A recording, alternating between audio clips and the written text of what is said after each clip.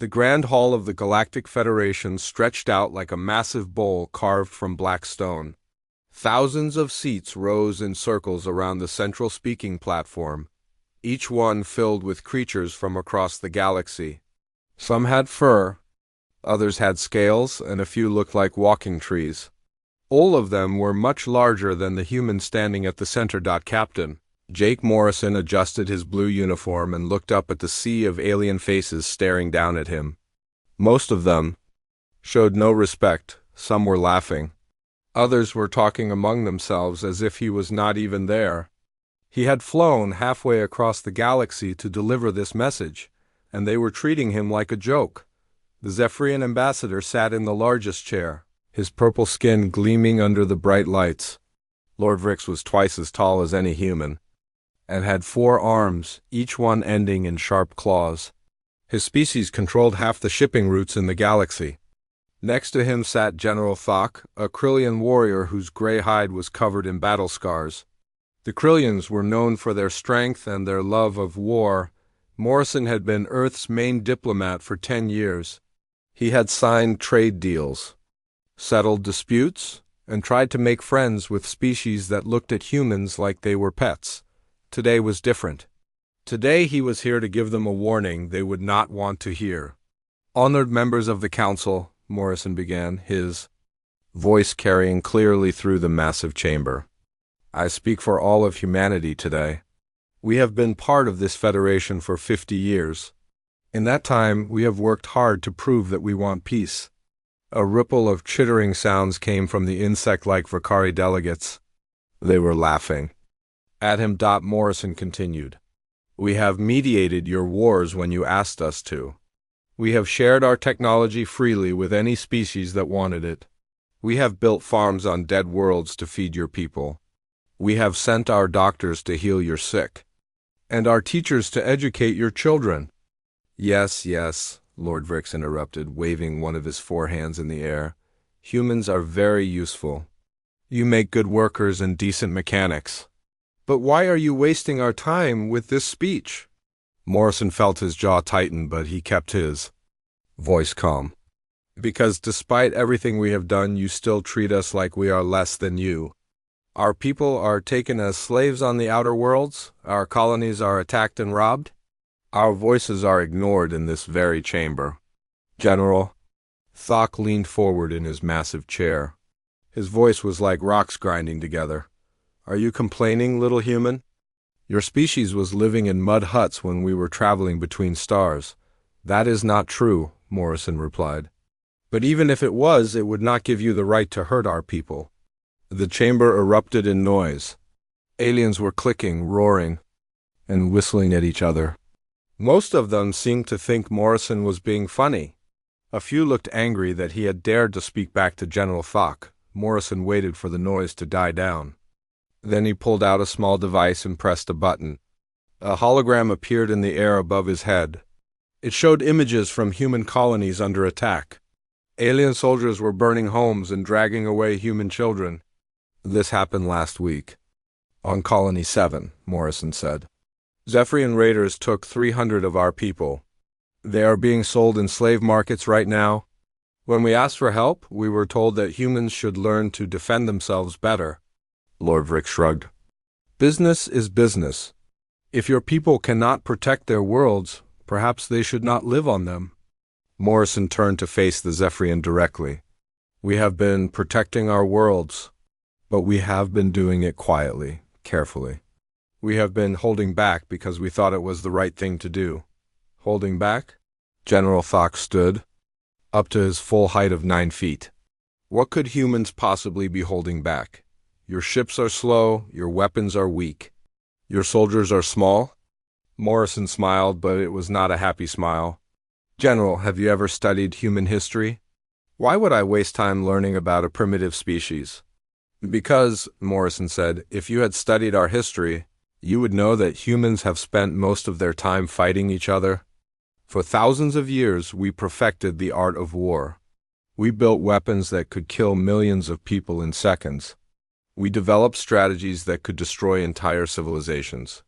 The chamber grew quieter. Some of the aliens were starting to Pay attention, Morrison continued. When we joined the Federation, we made a choice. We decided to put all of that behind us. We dismantled our biggest weapons. We changed our military into a peacekeeping force. We chose to be better than our ancestors. So you admit you are weak now, Lord Rick said with a laugh. No, Morrison replied. We chose restraint. There is a difference. Admiral Lisa Grant stepped forward from where she had been standing behind Morrison. She was smaller than the captain, but carried herself like a soldier. Her gray hair was pulled back tight, and her eyes were hard as steel. Honored Council, she said, I have brought some information that might interest you. She held up a data pad. These are publicly available records from Earth's military archives. They show what human warfare looked like before we joined the Federation. She pressed a button and new holograms appeared. This time they showed human wars throughout history. Ancient battles with swords and shields, medieval sieges with massive armies, more recent conflicts with tanks and aircraft. Finally, images of nuclear explosions that turned entire cities into ash. The chamber fell completely silent. This is what humans did to each other, Grant said. For sport, for resources. For ideas, sometimes just because we were bored. We fought. Wars that lasted 100 years. We built weapons that could end all life on a planet. We created military strategies so effective that we still study them today. Morrison took over again. When we joined the Federation, we thought we had found something better. A chance to use our skills for building instead of destroying. A chance to prove that intelligence could win over violence. He paused and looked around the chamber. Many of the aliens were staring at the holograms with new expressions on their faces. But you have made it clear that you do not want our intelligence. You do not want our friendship. You want us to be your servants and your victims. General Thok tried to regain control. Even if these images are real, they show primitive warfare. Our technology is far beyond anything humans have ever created. Morrison and Grant exchanged a look. General, Morrison said softly, what makes? You think we stopped developing military technology when we joined the Federation? What makes you think the ships you see are our only ships? What makes you think the weapons we have shown you are our best weapons? The silence in the chamber was now complete. Even the smallest creatures had stopped moving. Morrison's voice grew stronger. For 50 years we have chosen peace. We have chosen diplomacy. We have chosen to solve problems with words instead of violence. But that choice was never weakness. It was strength.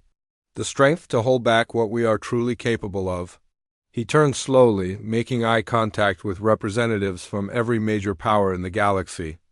I am here today to give you a warning, not a threat. A warning, we are reaching the end of our patience. If you continue to attack our people, if you continue to ignore our voices, if you continue to treat us as less than equals, then we will stop choosing restraint. Lord Vrix leaned forward. And what exactly do you think you can do about it, human? Morrison smiled again, and this time it was genuinely frightening. We can remind the galaxy why human history is written in blood and fire. We can show you what we were before we decided to be civilized.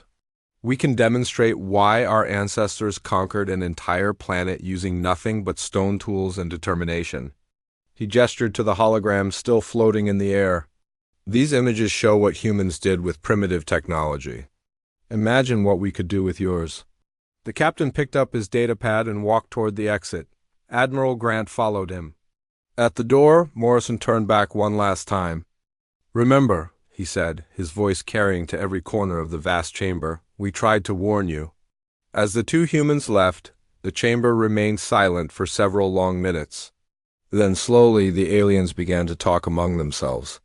Most of them were still laughing, but a few were looking at the holograms with worried expressions. They should have listened more carefully to the ones who looked worried. 6 months had passed since Captain Morrison delivered his warning to the Galactic Federation. The alien leaders had laughed at his words and forgotten them quickly. They went back to their normal business of ignoring human complaints and treating Earth's people like second-class citizens on New Terra, the largest human farming colony in the Outer Rim. life continued as it always had. The colony was home to 2 million people who grew food for 12 different star systems. Children played in the streets between the crop fields. Doctors worked in clean hospitals.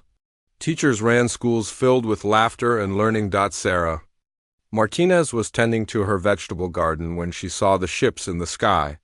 At first, she thought they were human cargo vessels coming to pick up the weekly harvest. But as they got closer, she could see they were not human ships at all. They were long and black with sharp edges, and they carried the marks of the Hegemony Coalition. Sarah dropped her watering can and ran toward her house. "David," she called to her husband. "Get the children. Something is wrong." David Martinez came running out of their home with their 2 young sons. "What is it?" he asked. Sarah pointed to the sky. "Coalition ships, a lot of them." The first explosion started before David could answer.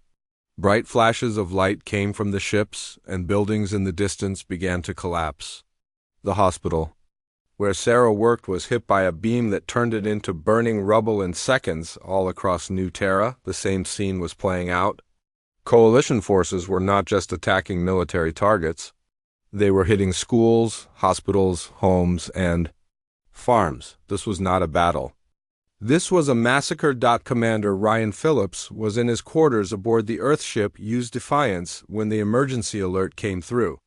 The ship was patrolling the border between human and coalition space, more than a day's travel from New Terra. "Sir?" Communications Officer Katie Walsh called from the bridge. "We're receiving distress calls from New Terra. Multiple coalition fleets are attacking the colony." Phillips ran to the bridge so fast he nearly fell down the stairs. "Show me," he ordered. The main screen filled with images that made Phillips sick to his stomach. Coalition soldiers were marching through the streets of New Terra's capital city. They were not taking prisoners. They were killing everyone they found. Men, women, children, elderly people, it did not matter to them. "Sir," Walsh said, her voice shaking, "they're broadcasting this across the galaxy. They want everyone to see what they're doing." Phillips watched in horror as General Thok himself appeared on the screen. The massive Krillian was standing in the main square of the colony's capital. Around him lay the bodies of New Terra's government leaders. The colony's flag was burning behind him. "This is what happens to humans who forget their place," Thok announced to the camera. His voice was full of satisfaction. "Your Captain Morrison came to our council with warnings and threats. This is our answer. Humans are workers, not warriors. Remember that, or more of your colonies will burn." The broadcast showed coalition soldiers dragging human children toward transport ships. Phillips knew where those children were going. The coalition slave markets were always looking for young workers. "Get me a secure channel to Earth Command," Phillips ordered. "Priority Alpha." While his communications officer worked, Phillips watched more footage from New Terra. The coalition forces were not just killing people. They were destroying everything humans had built on the planet. Farms that had taken decades to develop were being burned to the ground. Schools and libraries were being blown up. Even the hospitals and medical centers were being targeted. This was not military strategy. This was cruelty for the sake of cruelty. On Earth, President Helen Burke was pulled out of a meeting about trade agreements when the news from New Terra reached her. She walked quickly through the halls of the Global Defense Building, her security team struggling to keep up with her. The emergency session of the Global Defense Council was already in progress when she arrived. The room was filled with Earth's top military leaders, intelligence officers, and government officials. All of them looked angry and grim. "Report," Burke ordered as she took her seat at the head of the table. General Paul Martinez, head of Earth's Classified Military Research Division, stood up. "Madam President, the coalition attack on New Terra was not random. Our intelligence suggests this was planned for months. They waited until most of our defensive fleet was away on patrol, then hit the colony with overwhelming force." Burke looked at the screen showing footage from New Terra. "How many casualties? Unknown at this time, but the estimates are not good. The coalition is not taking prisoners except for children to sell as slaves. Everyone else is being executed on sight." The president's face went white. They're murdering civilians, families, children. Yes, ma'am, Martinez confirmed. And they're making sure the whole galaxy knows about it? This is their message to humanity? They want us to know that our warnings meant nothing to them. Another officer spoke up. Madam President, we could file a complaint with the Federation Council. Demand they take action against the coalition. Burke turned to look at him. The same council that laughed at Captain Morrison 6 months ago? The same council that has ignored every human complaint for the past 50 years? The room fell silent. Everyone knew the answer. Burke stood up and walked to the window. Outside, she could see the lights of Earth's greatest cities. Billions of humans lived peaceful lives down there, believing that diplomacy and civilization had made the galaxy a safer place. They were about to learn how wrong they were. General Martinez, she said without turning around, tell me about Project Prometheus. Martinez smiled for the first time since the meeting began. Madam President, Project Prometheus has been ready for deployment for 3 years. Our actual military capabilities are classified at levels above most of our own. Government. Even the Federation Council has no idea what we're really capable of. Burke turned back to face the room. 50 years, she said quietly. For 50 years, we have played by their rules. We have honored their treaties. We have accepted their insults and their dismissals. We have chosen to be better than our violent ancestors. She walked back to her chair and placed both hands on the table. They have made a mistake. They think our choice to be peaceful means we are weak.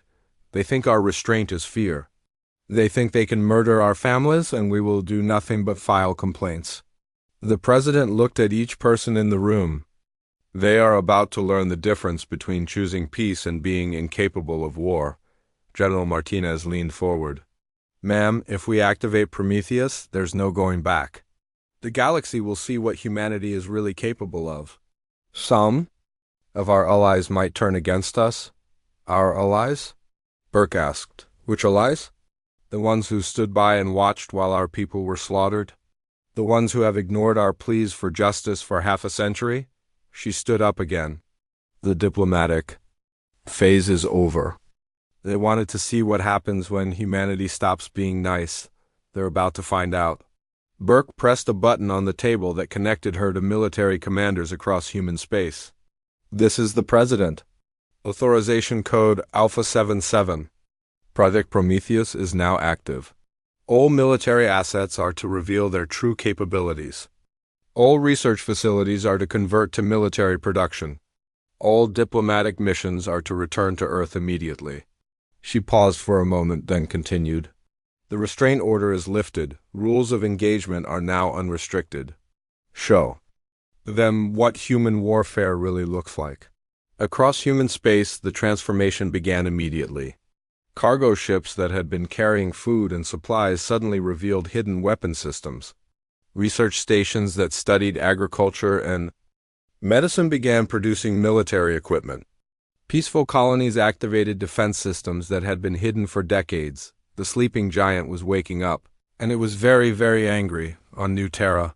The coalition forces were celebrating their easy victory when the first human military response arrived. It was not the slow, careful counterattack they expected. It was fast, brutal, and terrifyingly effective. The coalition had made one crucial mistake. They thought they understood humanity because they had seen humans at peace. They had never seen humans at war. The first sign that something had changed came when the UES Retribution dropped out of hyperspace near the Krillian fleet at Sector 7. The coalition forces had been expecting human cargo ships or maybe a few small patrol vessels. What they saw instead made their sensors go crazy with disbelief. The Retribution was 3 times larger than any ship humanity had ever shown to the galaxy. Its hull was black as space itself, and it bristled with weapons that the coalition had never seen before. Behind it came 12 more ships of the same class. Moving in perfect formation. Captain Steve Rogers stood on the bridge of the Retribution, watching the enemy fleet scramble to respond. For 20 years, he had commanded what the galaxy thought was a simple transport vessel. Today, they would learn what it really was. "Captain," Lieutenant Amy Davis called from her tactical station, "the Krillian fleet is moving to attack formation. 47 ships total, including 3 heavy cruisers." Rogers nodded calmly. "Show them what human restraint was protecting them from. All ships, weapons free." The battle was over in 12 minutes. The Retribution's main guns fired beams of pure energy that cut through Krillian shields like they were made of paper. The smaller human ships moved with impossible coordination, striking at exactly the right targets at exactly the right moments. The Krillian fleet, which had conquered dozens of worlds, was destroyed so quickly that most of their ships never got off a single shot. Admiral Zex, the Krillian fleet commander, managed to send one last message before his flagship exploded. "This is impossible. Human ships are not this powerful. How did you hide this from us?" Rogers answered him personally. "We didn't hide it, Admiral. We just never saw a reason to use it before. You changed that when you murdered our families." Across the galaxy, similar scenes were playing out. Human ships that had been ignored or dismissed for decades were revealing their true nature. The galaxy watched in shock as humanity's peaceful facade fell away like a mask on Zephyrian Prime. Special Forces operative Nick Fury was leading a team through the capital city's underground tunnels. His mission was to disable the planetary defense grid that protected the Coalition's most important world. "Remember," Fury whispered to his 6-person team as they moved through the darkness, "we've spent 300 years learning how to kill each other efficiently. These aliens have never faced anything like human warfare. The Zephyrians had built their defenses to stop large fleets and orbital bombardments. They had never considered that humans might send soldiers to walk through their city and destroy everything from the inside." Fury's team moved like ghosts through the alien metropolis. They used techniques developed in Earth's ancient wars, combined with technology the galaxy had never seen. When Zephyrian guards tried to stop them, the humans fought with a brutal efficiency that terrified the aliens. "Their soldiers don't fight like ours," one surviving Zephyrian guard reported to his commanders. "They move like they expect to die, but they don't care. They just keep coming." Within 6 hours, Fury's team had destroyed the planetary defense grid, the communications center, and the main military command post. The most defended world in Coalition space was completely helpless. Back on Earth, President Burke was receiving reports from human forces across the galaxy. The transformation was happening faster than even she had expected. Humanity's true military machine was revealing itself, and the results were terrifying. "Madam President," General Martinez reported, "our forces have achieved complete space superiority in 17 systems. The Krillian home fleet no longer exists. Zephyrian Prime is under blockade. Coalition forces are retreating from every front." Burke looked at the tactical display showing human fleet movements. "Casualties? Minimal on our side. The enemy casualties are severe. They're not equipped to fight this kind of war." The president walked to the window and looked out at Earth's peaceful cities. "How long before they surrender?" "At this rate, weeks rather than months. Their entire military doctrine is based on intimidating weaker species. They have no experience fighting an enemy that can match their technology and exceed their tactics." What the Coalition was discovering was that humanity had never stopped being human. Beneath 50 years of diplomacy and peaceful cooperation, they remained a species that had conquered an entire planet through warfare and determination. The humans were not just better armed than the galaxy had realized. They were better organized, better trained, and better motivated.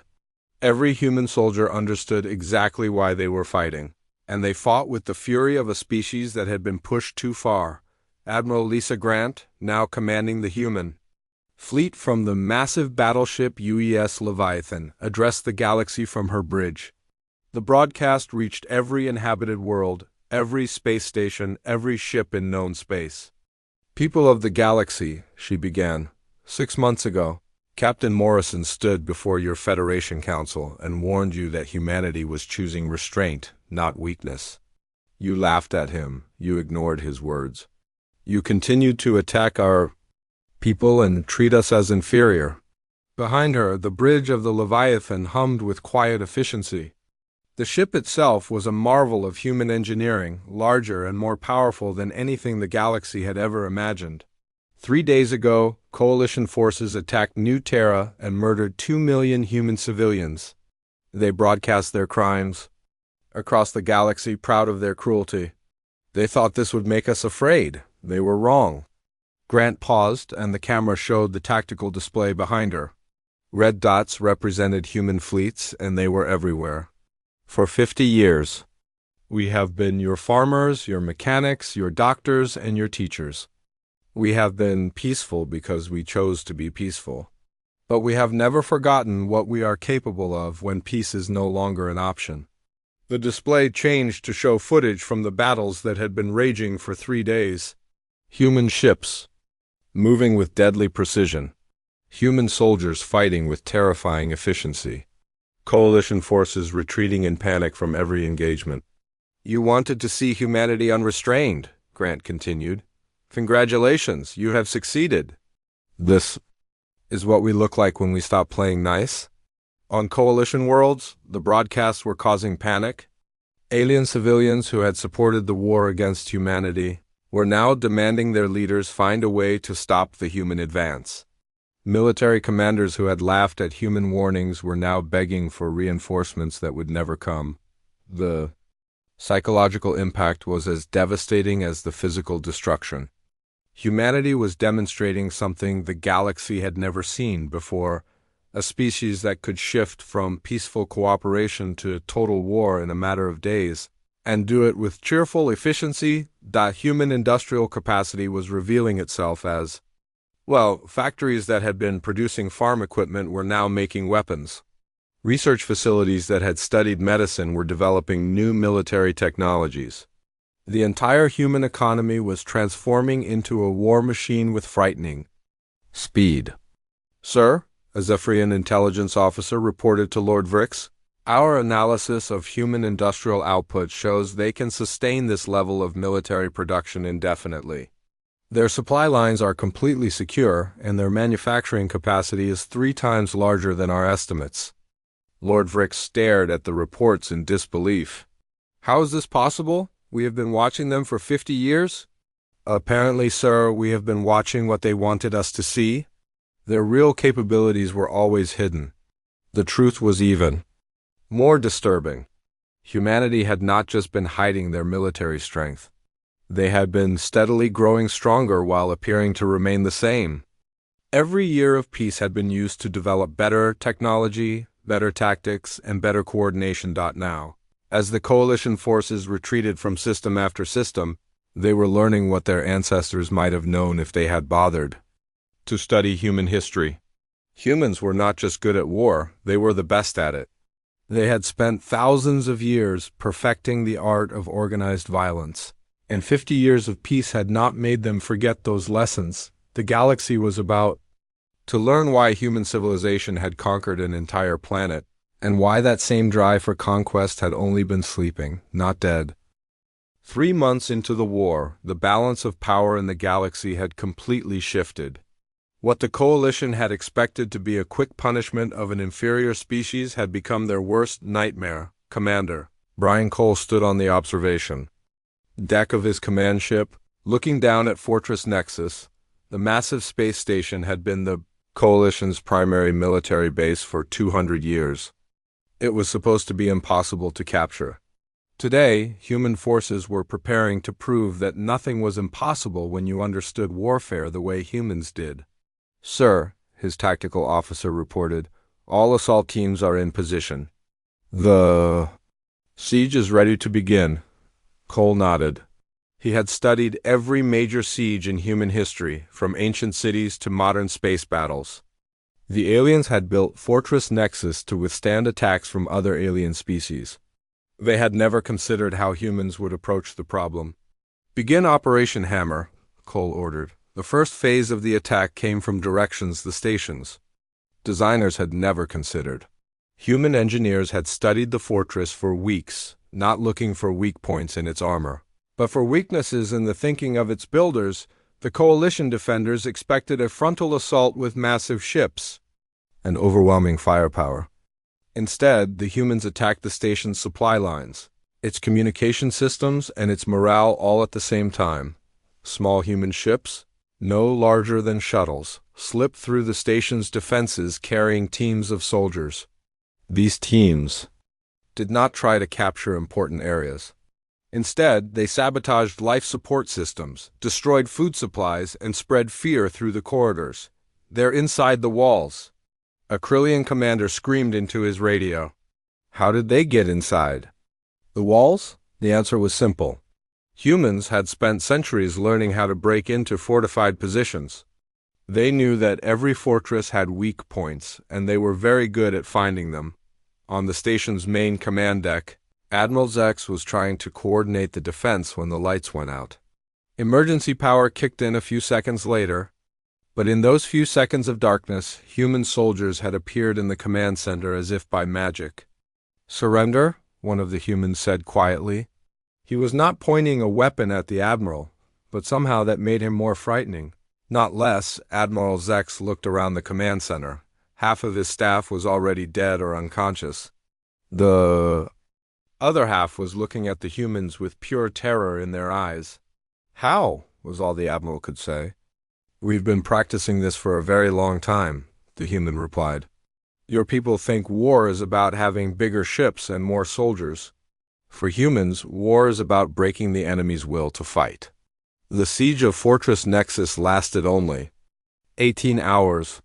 When it was over, the Coalition's most important military base was in human hands, and the psychological impact on the enemy was devastating across Coalition space. Similar victories were being won by human forces. The aliens were discovering that humans did not fight wars the way other species did.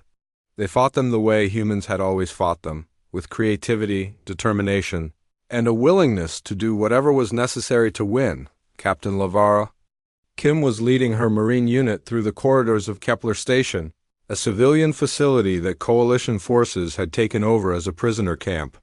The aliens were using human civilians as hostages, thinking this would make the humans hesitate to attack. They were wrong. "Ma'am," Sergeant Joe Wilson whispered as they approached the main detention area, "there are 300 civilians in there. The guards will start killing them if we attack directly." Kim studied the layout of the station on her tablet. "Then we don't attack directly, we attack smart." The rescue operation that followed became a textbook example of how humans approached impossible problems. Instead of trying to overpower the guards, Kim's team used deception, misdirection, and precise timing to save every single hostage while eliminating all of the enemy soldiers. When it was over, the free civilians looked at their rescuers with amazement and gratitude. But Kim was already thinking about the next mission. "For New Terra," she said quietly, and her Marines nodded. They all knew why they were fighting, and they would not stop until justice was done. The Coalition forces were beginning to understand that they were not just losing battles. They were losing the war in ways they had never imagined possible. Human victories were not just military defeats. They were lessons in how completely the Coalition had misunderstood their enemy. On Zephyrian Prime, Lord Vrix was meeting with what remained of the Coalition leadership. The room was half empty. Many of their allies had already abandoned the war and were trying to negotiate separate peace deals with humanity. "Admiral Zex reports that Fortress Nexus has fallen," Vrix announced to the assembled delegates. "General Thok's fleet has been destroyed. Our forces are retreating from 17 systems." A Vrikari delegate clicked his mandibles nervously. "How is this possible? 3 months ago, humans were farmers and mechanics.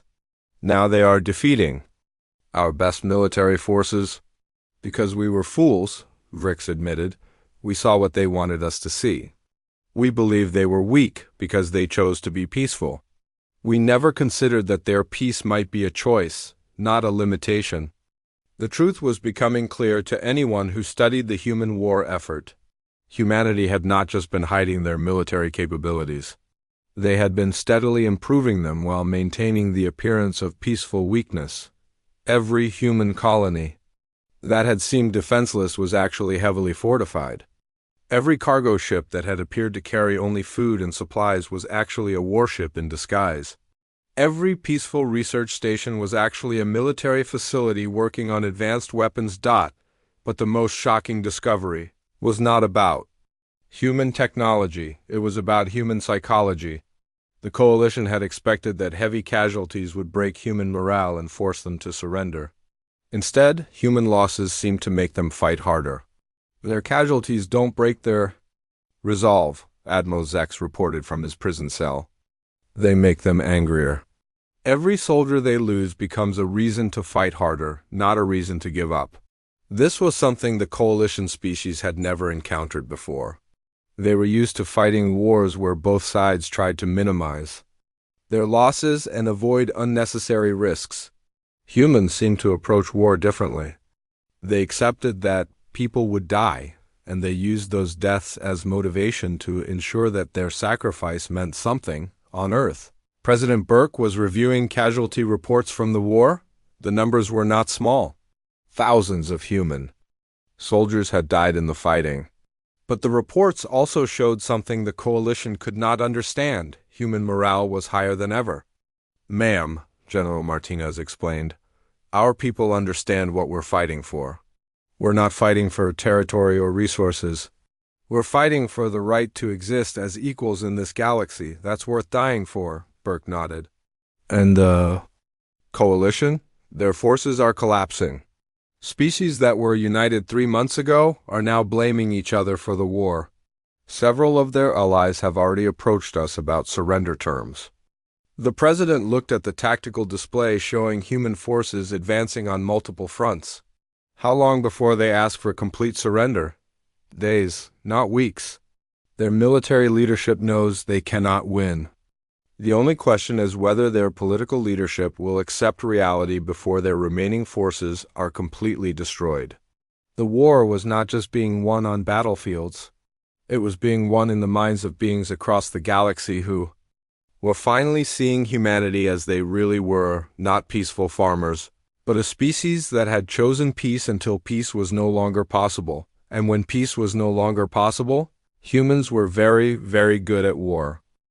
The war ended not with a great final battle, but with a simple message broadcast across the galaxy. Coalition forces, what remained of them, were laying down their weapons and surrendering to human forces. The species that had ruled the galaxy, through fear and violence for centuries, were now begging for mercy from the farmers and mechanics they had dismissed. Fleet Admiral Jake Morrison stood on the bridge of the UES Sovereign, looking down at Nexus Prime through the massive viewports. The planet that housed the Galactic Federation Council was surrounded by human warships, their dark hulls a reminder of how completely the balance of power had shifted. Morrison had been promoted from captain after his diplomatic service, but he had never forgotten that day in the council chamber when the aliens had laughed at his warnings. Today he would accept their surrender in that same chamber. "Sir," his aide reported, "the coalition representatives are ready to meet with you. They're asking for mercy." Morrison nodded. "Tell them I'll see them in 1 hour." In the Federation Council chamber, the irony was not lost on him.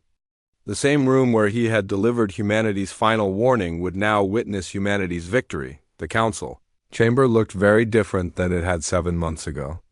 Many of the seats were empty. Species that had supported the coalition had either been defeated or had switched sides when they realized humanity was going to win. The remaining delegates sat in their chairs like prisoners waiting for their sentences. Lord Vrix was there, but he looked nothing like the arrogant ambassador who had dismissed human concerns. His purple skin was pale, and his forearms shook as he held the surrender documents. General Fock was in chains, having been captured when his flagship was destroyed. He would face trial for war crimes. Morrison walked to the center of the chamber, the same spot where he had stood 7 months. Earlier this time, no one was laughing. No one was talking among themselves. The silence was complete and respectful. "Honored delegates," Morrison began, using the same words he had used before. 7 months ago, I stood in this spot and warned you that humanity was choosing restraint, not weakness. You laughed at me. You ignored my words. You decided to test whether humans were truly as harmless as we appeared. He paused and looked around the chamber. Many of the aliens could not meet his eyes. Congratulations, you got your answer. Lord Vrick stood up slowly. Admiral Morrison, we surrender. Completely and unconditionally. We accept any terms you choose to impose. Morrison studied the Zephyrion for a long moment. The terms are not mine to set, Lord Vrix. They come from President Burke and the Global Defense Council. But I can tell you what they will include. He activated a holographic display that showed the new map of galactic power. Human-controlled space had expanded dramatically, but more importantly, human influence now reached every corner of known space. First, the Galactic Federation will be reorganized with human oversight. No more decisions about galactic law will be made without human approval. Second, slavery is abolished throughout all known space. Any species found engaging in slave trade will face immediate military intervention by human forces. The chamber remained silent. These terms were harsh, but they were also fair. The humans were not demanding tribute or territory for themselves. They were demanding justice. Third, war crimes tribunals will be established to judge those responsible for the attack on New Terra and other atrocities. General Thok and his commanders will face trial for the murder of civilians. Morrison looked directly at Thok, who was glaring back at him with hatred. You wanted to see what humans look like when we stop being nice, General. I hope you enjoyed the experience. The surrender ceremony was broadcast across the galaxy. Billions of beings watched as the species that had dominated galactic politics for centuries formally submitted to human authority. But what happened next surprised many of them. Within weeks of the surrender, human engineering teams were working on coalition worlds, helping to rebuild the infrastructure that had been damaged in the war. Human doctors were treating wounded enemy soldiers in the same hospitals where they cared for human casualties. Human teachers were establishing schools on worlds that had been devastated by the fighting. President Burke addressed the galaxy from the rebuilt capital of New Terra. The colony that had been destroyed by coalition forces was now more beautiful than ever, a symbol of humanity's ability to create as well as destroy.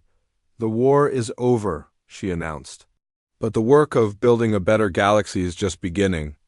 We did not fight this war to conquer or to rule. We fought it to ensure that never again would the strong prey on the weak without consequence. Behind her, the memorial to the victims of the coalition attack rose into the sky. The names of 2 million murdered civilians were carved into black stone, a reminder of why the war had been necessary. Humanity will take its place as a leader in galactic affairs, but we will use that leadership to protect the innocent and promote justice. We will be the guardians of peace.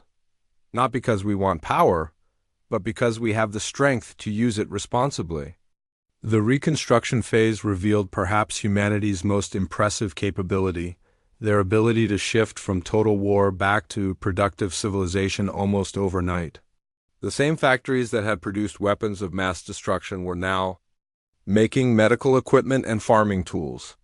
The same soldiers who had conquered coalition worlds were now helping to rebuild them. Dr. Carol Winters, a human scientist who specialized in studying alien cultures, was interviewing General Thok.